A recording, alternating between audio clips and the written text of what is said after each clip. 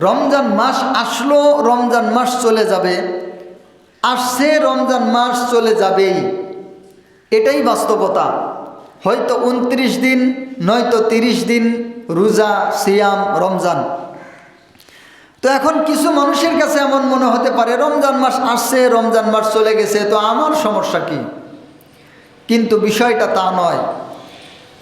দুনিয়ার একটা নিয়ম হচ্ছে, যেই জিনিসের মূল্য যত বেশি, যেই জিনিসের দাম যত বেশি, যেই জিনিসের কদর যত বেশি, ওই জিনিসকে যদি অকদর করা হয় তাহলে তার ক্ষতিটাও তত বেশি হয়। যেমন যদি কোনো ব্যক্তি ভাত রান্না করে আর এই ভাত বেশি হয়ে যায়, তাহলে এই ভাতকে পানি দিয়ে রেখে দেওয়ার পরে অন্য সময়ও এই ভাতকে খাওয়া যায়। কিন্তু ভাতের চাইতে দামি হচ্ছে পোলাও এবং এই যে নানান ধরনের তেহারি নেহারি যে খাদ্যগুলো আছে, এরা হচ্ছে ভাতের চাইতে ব্যয়বহুল, ভাতের চাইতে দামি, ভাতের চাইতে সম্মানী, ভাতের চাইতে বরত্বপূর্ণ।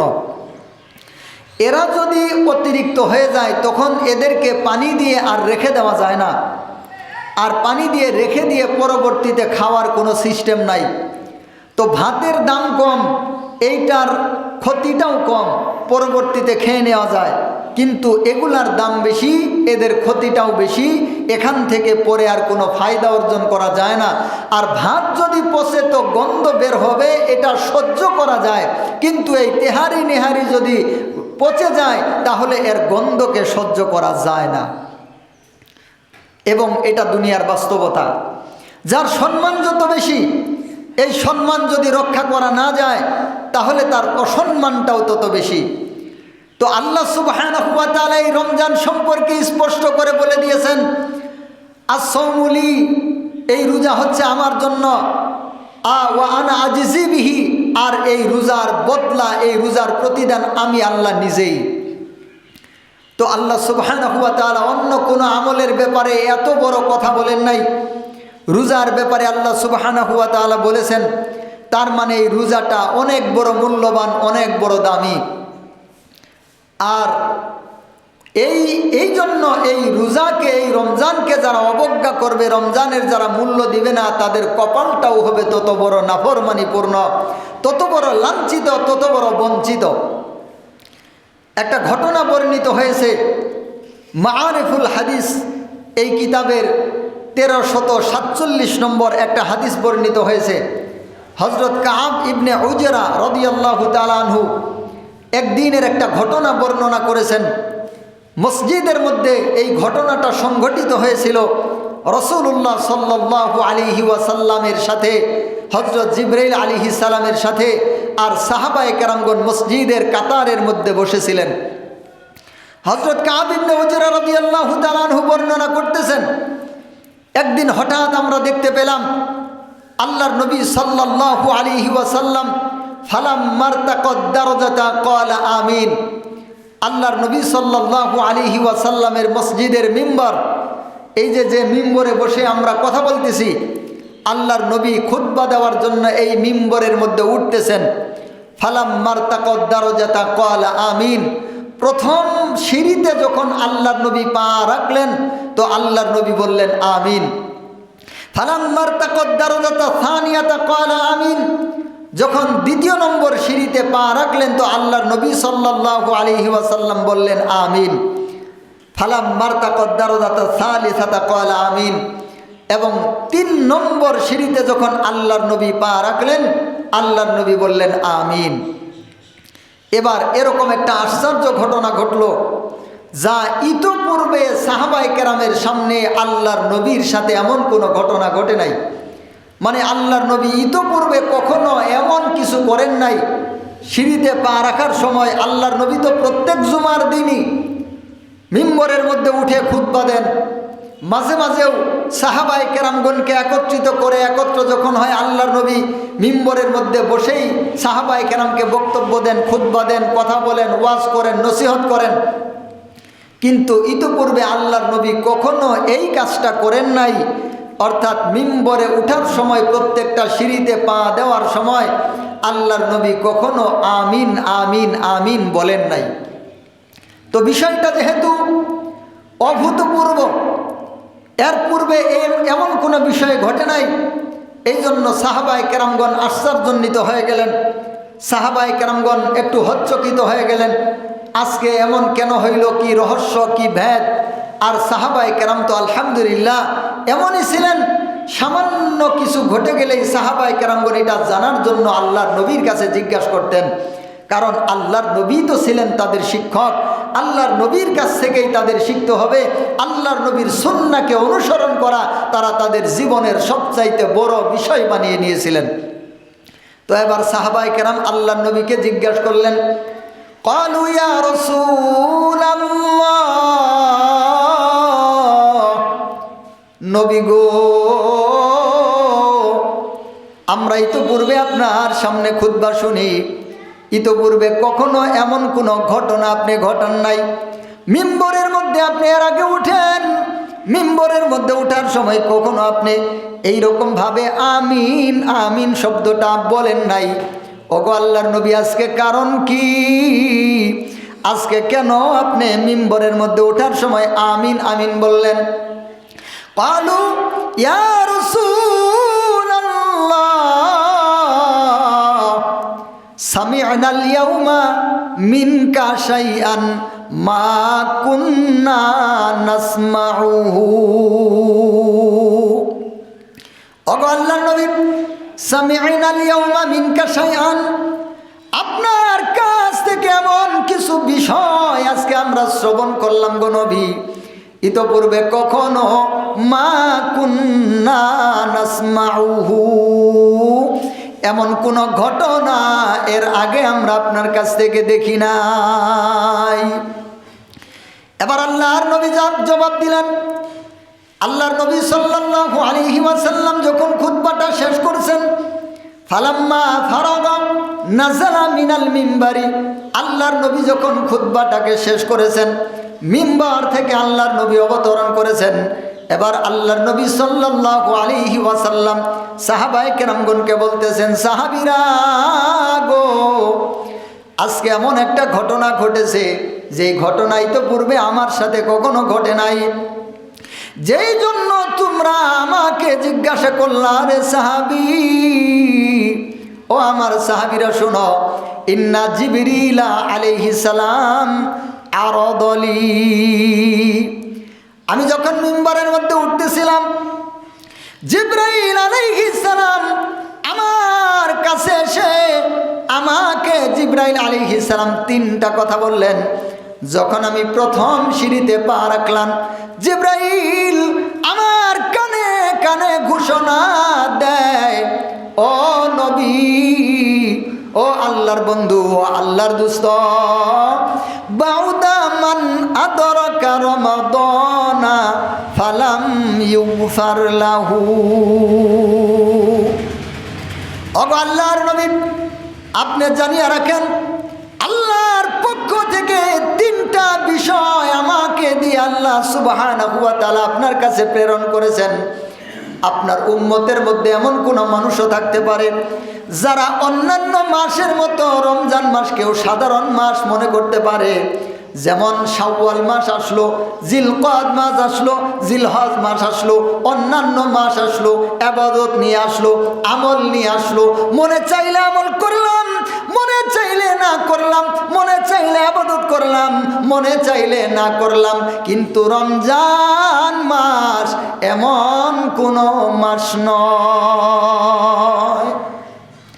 আল্লাহর নবী, রমজান মাস এমন সাধারণ কোনো মাস নয়। বাউদা, ওই ব্যক্তি ধ্বংস হয়ে যাক, মান আদরাকা রমাদানা, যেই ব্যক্তি রমজান মাসকে পাইল, ফালাম ইউগফার লাহু, কিন্তু আল্লাহর কাছ থেকে নিজের জীবনের গুনাহ খাতা মাফ করে নিতে পারলো না। তার মানে অন্যান্য মাস আসছে, মাস চলে গেছে, মনে চাইলে ইবাদত করলাম, না চাইলে না করলাম, কোনো প্রকার মাস যাওয়ার পরে আমার সাথে আর কোনো প্রকার গজবের বিষয় নাই। মাস চলে যাওয়ার পর আমার সাথে, আমার আমলের সাথে, আমার জিন্দিগির সাথে আল্লাহর পক্ষ থেকে কোনো ধমকি নাই। কিন্তু রমজান মাসটা এমন মাস, এই মাসটা এমন মাস, এই মাসটা খালি খালি যায় না। রমজান মাস দুইটা জিনিস নিয়ে আসে। এক নম্বর, রমজান মাস নিয়ে আসে রহমত, রমজান মাস নিয়ে আসে ক্ষমা, রমজান মাস নিয়ে আসে মুক্তি। আর দ্বিতীয় নম্বর, এই রমজান মাসের দুইটা পিঠ রয়েছে, এপিঠ ও পিঠ, দুইটা পিঠ রয়েছে। অন্যান্য মাসের শুধু একটা পিঠ রয়েছে, কিন্তু রমজান মাস এক পিঠওয়ালা নয়, রমজান মাস হচ্ছে দুই পিঠওয়ালা। তার মানে যদি কোনো ব্যক্তিকে এমন একটা জায়গার মধ্যে দাঁড় করিয়ে দেওয়া হয়, সামনে যদি একটা তীক্ষ্ণ এবং চোখা একটা জিনিস তার সামনে ধরে দেওয়া হয়, যেমন সামনে একটা রড আছে, চোখা একটা তীক্ষ্ণ রড আছে, যদি সামনের দিকে এগিয়ে যায় তাহলে ওই রডকে সামনে নিয়ে যেতে হবে। আর যদি পিছনে ফিরতে চায় তাহলে ওর চাইতে তীক্ষ্ণ, ওর চাইতে ধারালো, ওর চাইতে মারাত্মক একটা রড দেওয়া আছে। পিছনে পিছাইলে ওই রড তার পিছন দিয়ে, পিঠ দিয়ে ঢুকে তার জিন্দেগি ধ্বংস করে দিবে। সামনে যদি আগায়, এখানেও রড আছে, কিন্তু এইটাকে বুক দিয়ে ঠেলে নিয়ে যাওয়া যায়, বুকের মধ্যে ছিদ্র হয়ে ভিতরে ঢুকবে না। কিন্তু পিছনে যে রডটা দেওয়া আছে, এইটা পিছাইলে রডটা তার শরীরের ভিতরে ঢুকে তার জিন্দেগিকে শেষ করে দিবে। তার মানে রমজানে অগ্রসর হইলেও কিছু কষ্ট হয়, কষ্ট ছাড়া রমজানের পুরস্কার পাওয়া যায় না। কিন্তু যে কেউ যদি পিছায়, রমজানকে মূল্য না দেয়, রমজানের হক আদায় না করে, রমজানের আজমত এবং বরত্বকে ধারণ না করে, তার জিন্দেগিটাই ধ্বংসের মধ্যে পড়ে যায়। জিবরিল আলাইহিস সালাম বললেন, আল্লাহর নবী, ওই ব্যক্তি ধ্বংস হয়ে যাক যেই ব্যক্তি রমজান মাস পাওয়ার পর জীবনের গুনাহ খাতাগুলাকে মাফ করাইতে পারলো না। তার মানে হচ্ছে রমজান মাস যেদিন শেষ হয়ে যাবে, রমজান মাসের শেষ তারিখ যেদিন উপনীত হয়, দুনিয়ার প্রত্যেকজন ইমানদার সাবালেক নারী পুরুষের জন্য দুইটা খাতার মধ্যে নাম উঠানো হয়। দুনিয়াতে যত মুসলমানদের মধ্যে যত সাবালেক পুরুষ, মুসলমানদের মধ্যে যত সাবালেক মহিলা, সাবালেক নারী, সাবালেক পুরুষ যত দুনিয়ার মধ্যে থাকবে, রমজানের শেষ তারিখে আল্লাহ সুবহানাহু ওয়া তাআলার ফেরেশতা এই সমস্ত মানুষকে দুইটা ভাগে বিভক্ত করে দেন। সুবহানাল্লাহ। এক নম্বর ভাগের মধ্যে ওই সমস্ত মানুষ যারা রমজান পেয়ে জীবনের গুনাহ খাতাগুলাকে মাফ করে নিতে পারছে। আর দুই নম্বর হচ্ছে ওই সমস্ত নাফরমান যারা রমজান মাস পেয়ে জীবনের গুনাহ খাতাগুলাকে মাফ করাইতে পারলো না। এক নম্বর খাতার মধ্যে ওদের নাম, আর দ্বিতীয় নম্বর খাতার মধ্যে এদের নাম। আর যারা এক নম্বরে পড়বে, আল্লাহ তাআলা তো ঘোষণাই দিয়েছেন, ফা ইন্নাহু লি ওয়া আনা আজিজি বিহি, এর চাইতে বড় পুরস্কার আর হতে পারে না। তারা হচ্ছে সৌভাগ্যবান। তারা যখন ঈদের দিন আল্লাহু আকবার, আল্লাহু আকবার, লা ইলাহা ইল্লাল্লাহু, আল্লাহু আকবার, আল্লাহু আকবার ওয়ালিল্লাহিল হামদ, এই কথা বলতে বলতে যখন তারা, এই কথা বলতে বলতে যখন তারা ঈদগাহের দিকে যায়, আল্লাহ তাআলা ফেরেশতাদেরকে ডাক দিয়ে বলেন, ফেরেশতারা রে, ও ফেরেশতারা, আজকে তোমরা কি বলবা? আজকে তোমাদের কি জবাব আছে? ও ফেরেশতারা, তোমরা তো এই বান্দাদেরকে বানাইতে নিষেধ করেছিলা। ও ফেরেশতারা, দেখো, একটা পরিপূর্ণ মাস আমার জন্য তারা ক্ষুধা ক্ষুধাকে সহ্য করেছে, যৌবনের চাহিদাকে সংবরণ করেছে, তারা চোখকে হেফাজত করেছে, তারা কানকে হেফাজত করেছে, তারা নাককে হেফাজত করেছে, তারা তাদের পঞ্চ ইন্দ্রিয়কে হেফাজত করেছে, কলিজার মধ্যে কষ্ট দিয়েছে, নিজের নফসকে তারা সংবরণ করেছে, কেবলমাত্র শুধুমাত্র একমাত্র আমার রাজা মন্দির জন্য। সুবহানাল্লাহ। আর দেখো ফেরেশতার দল, আজকে তারা আমাকে সেজদা দেওয়ার জন্য, জীবনের গুনাহ খাতাগুলার মাপে আমার কাছে চূড়ান্ত রহমত নেওয়ার জন্য আজকে তারা ঈদগাহের দিকে রওনা হয়ে গেছে। ও ফেরেশতা, তাদের জবানের দিকে লক্ষ্য কর, তাদের মুখের দিকে লক্ষ্য করো, তাদের জবানের দিকে লক্ষ্য করো। তারা কি বলে? তারা বলতেছে আল্লাহু আকবার, আল্লাহু আকবার। আমি আল্লাহ বড়, আমি আল্লাহ সব চাইতে বড়। ফেরেশতারা তারা বলতেছে আল্লাহু আকবার, আল্লাহু আকবার, লা ইলাহা ইল্লাল্লাহু, আল্লাহু আকবার, আল্লাহু আকবার, ওয়ালিল্লাহিল হামদ। তারা আমি আল্লাহর একত্বতা প্রকাশ করতেছে এবং আমি আল্লাহরই প্রশংসা বর্ণনা করতেছে। সুবহানাল্লাহ। আল্লাহ তাআলা ফেরেশতাদের মাঝে গর্ব করে বলেন, এদেরকেই না বানাইতে নিষেধ করছিলাম, এদেরকেই না বানাইতে তোমরা ভিডিও দিছিলাম, আজকে দেখো এরা আমার সাথে কি করতেছে। আমাকে তারা কতটুকু সম্মান, আসমত, বরত্ব তারা দিতেছে রে ফেরেশতা। ও ফেরেশতারা, আজকে তোমরা কি বলবা? আল্লাহর সামনে সমস্ত ফেরেশতারা চুপ করে নিচের দিকে মাথা দিয়ে দাঁড়ায় যান, কারণ ফেরেশতাদের আজকে বলার মতো কোনো উপায় নাই। আল্লাহ তাআলা ফেরেশতাদেরকে ডাক দিয়ে বলেন, ফেরেশতার দল, ও ফেরেশতারা, সাক্ষী থাকো, সাক্ষী হয়ে যাও। যেই সমস্ত বান্দারা আমার রমজানের হককে আদায় করেছে, জীবনের গুনাহ খাতাগুলাকে আমি আল্লাহর কাছে রমজানের হক আদায় করিয়া মাফ করায় নিছে, এরপরে আজকে আমার প্রশংসা বলতে বলতে, আমার তাকবীর বলতে বলতে ঈদগাহের দিকে আসতেছে। আমার ফেরেশতারা সাক্ষী থাকো, এদের ঈদের নামাজ শেষ হইতে দেরি আমি তাদের জীবনটাকে, তাদের জিন্দেগিটাকে, তাদের আমলটাকে, তাদের সমস্ত বিষয়গুলাকে আমি আল্লাহ পরিপূর্ণভাবে কবুল করতে দেরি করব না। ও ফেরেশতারা, শুধু তাই নয়, আমি আল্লাহ প্রত্যেকটা পুরুষ এবং মহিলার নামগুলাকে, আমি এই প্রত্যেকটা বান্দা বান্দির নামগুলাকে আমার বন্ধুদের লিস্টের মধ্যে উঠায়া নিব। সুবহানাল্লাহ। এটা হচ্ছে রমজানের 1 নম্বর পিঠ। এবার রমজানের 2 নম্বর পিঠের কথা শুনেন। রমজানের 2 নম্বর পিঠ ওই যেটা আমি একটু উদাহরণ দিয়ে বুঝাইলাম, সামনে যেই রডটা সেটাও কিন্তু চোখা, তবে এটা শরীরের মধ্যে ঢুকবে না, জিন্দেগিকে ধ্বংস করে দিবে না, তবে ঠেলে নিয়ে গেলে একটু কষ্ট অনুভূত হবে। কিন্তু পিছনের দিকে, পিঠের পিছনে যে রড দেওয়া আছে এটা হচ্ছে ধারালো, এটা হচ্ছে এমন চোখা, পিছনের দিকে ফিরলে এটা শরীরের মধ্যে ঢুকে যায়, জিন্দেগিকে ধ্বংস করে দেয়। ঠিক একইভাবে রমজানের 2 পিঠটা এরকম।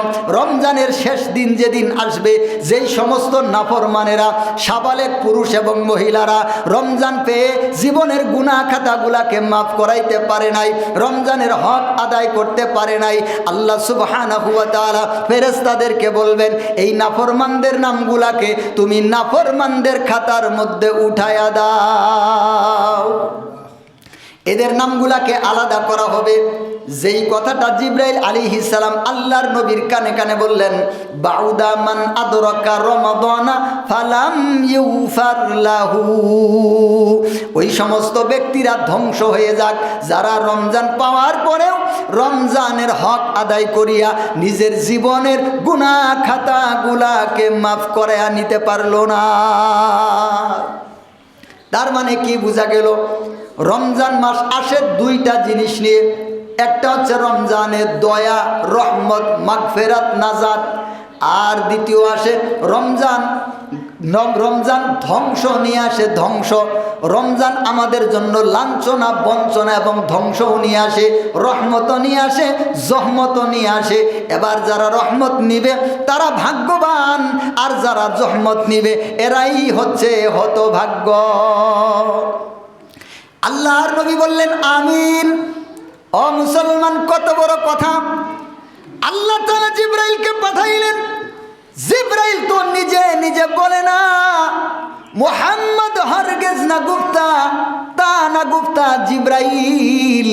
জিবরাইল হরগেজ না গুফতা, তা না গুফতা রব্বুল জলিল।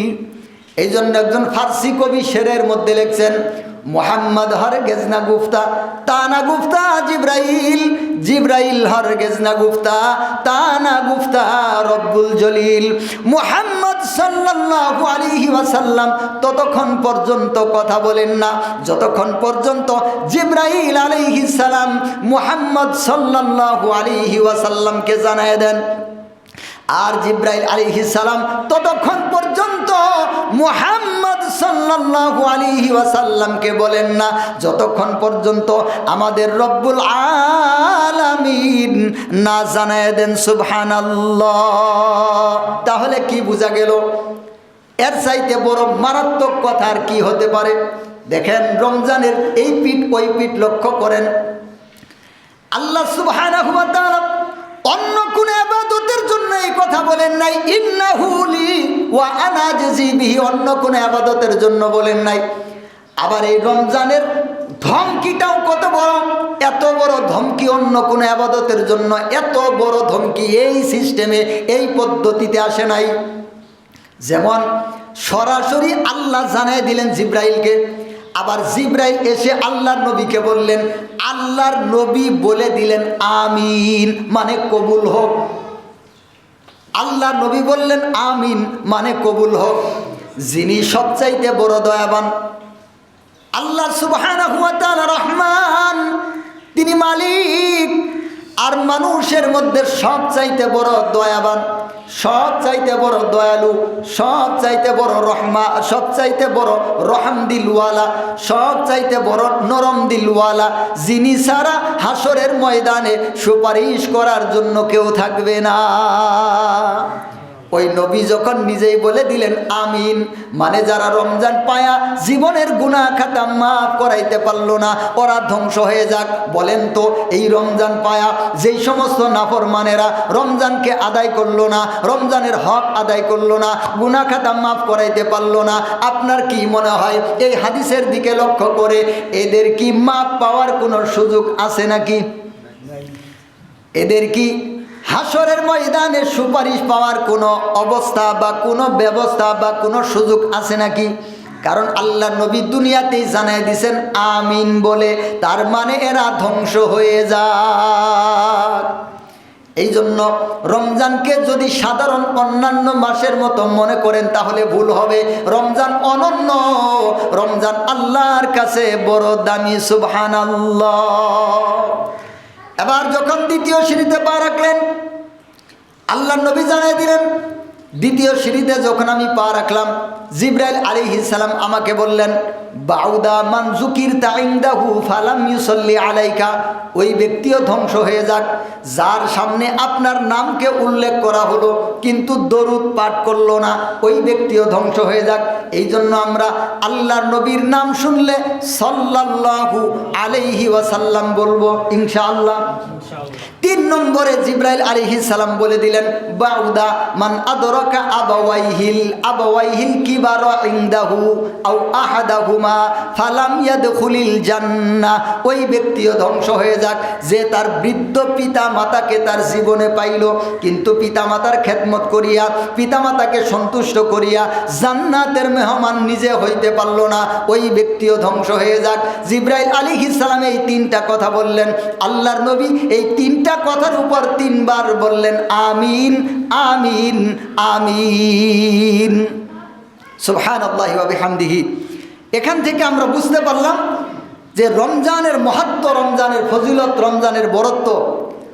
আর এই যে আল্লাহর নবীর নাম শুনে আল্লাহর নবীর উপর দরুদ পড়া।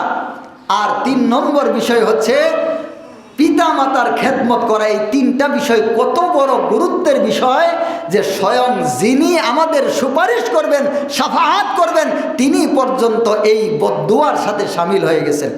আল্লাহ তাআলা আমাদের হেফাজত করেন, বুঝার তৌফিক দান করেন। আমিন। সময়টা যেহেতু সংক্ষিপ্ত, আসলে সময়টা খুব সংক্ষিপ্ত হয়ে যায়। রমজান সম্পর্কে এত গুরুত্ব রয়েছে যে বিষয়গুলা, রমজানের সম্পর্কে অনেকগুলো হাদিস রয়েছে। আজকে শুধু একটা হাদিস বলতেই সময়টা চলে গেল। আমরা আর 2-1 মিনিট সময় আছে, আমরা 2-1টা মাসালা বলে শেষ করবো ইনশাআল্লাহ। এর ভিতরে একটা হচ্ছে ইতিকাফ। 20 রমজান, রমজানের 20 তারিখ, যেদিন 20 রমজান, মানে 20 রমজান যেদিন চলবে, সেদিন সূর্য ডুবার আগে, মানে ইফতারির আগে, আজানের আগে যারা ইতিকাফে থাকবেন তারা মসজিদে প্রবেশ করবেন। আর একটা কুসংস্কার আছে এই ইতিকাফের ব্যাপারে। কিছু মানুষ আছে এরা 3 দিনে ইতিকাফ করে, রমজানের ইতিকাফ 3 দিন করে, 3 দিন, শেষ 3 দিন। এটা হচ্ছে বেদাত। এটা কি? বেদাত। হ্যাঁ, ইতিকাফ হচ্ছে 3 প্রকার: সুন্নত, মুস্তাহাব, ওয়াজিব। এই ইতিকাফ যেটা, এটা হচ্ছে সুন্নতে মুআক্কাদে কিফায়া। এলাকার 2-1 জনও যদি আদায় করে সকলের পক্ষ থেকে হয়ে যাবে। আর যদি কেউ এই মহল্লায় না থাকে, এই মহল্লার যত ব্যক্তি আছে সবাই গুনাহগার হবে। তো ইতিকাফ 1 মিনিটের জন্য হয়। যেমন আপনি যদি মসজিদে ঢুকার সুন্নতের মধ্যে একটা আছে না, ইতিকাফের নিয়ত করা। এই মসজিদে এই দরজা দিয়ে ঢুকে ওই দরজা দিয়ে বের হয়েছেন, যতক্ষণ ছিলেন এটাও ইতিকাফের সওয়াব পাবেন। এটা হচ্ছে মুস্তাহাব। আরেকটা হচ্ছে ওয়াজিব, মানে কেউ যদি মান্যত করে। আর এই রমজানের ইতিকাফ এটা হচ্ছে সুন্নতে মুআক্কাদে কিফায়া। 10 দিনই থাকতে হবে, এর কম হইলে রমজানের ইতিকাফ হবে না। 3 দিন যদি এলাকার সব মানুষও থাকে তাও সবাই গুনাহগার হবে। বুঝাইতে পারলাম কথা? এই জন্য এই 3 দিনের ইতিকাফ, এটা যে কে বানাইছে আল্লাহ জানে। এটা কোরআন হাদিসের মধ্যে নাই, ইসলামের মধ্যে এটা নাই। এই জন্য আমাদের এটা বুঝতে হবে।